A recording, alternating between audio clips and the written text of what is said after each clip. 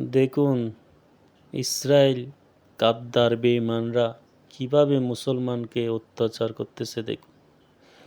প্রতিনিয়ত Israel Hamas শিশুদের মানবিকভাবে বোমা মেরে হত্যা করতেছে। হাজার হাজার ফিলিস্তিনি আজ গৃহহীন হারা হয়ে অসহায় হয়ে জীবনযাপন করতেছে। কোথায়?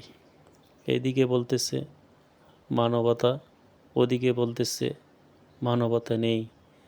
আজ কোথায় যাবে ফিলিস্তিনিরা? হামাসরা কোথায় গিয়ে আশ্রয় পাবে? ফিলিস্তিনির শিশুরা হাজার হাজার ফিলিস্তিনিকে শিশুদেরকে বোমা মেরে মেরে ফেলা হচ্ছে। আজ কোথায় মানবতা? আজ কোথায় সভ্য জাতি? কোথায় আজ মুসলমান?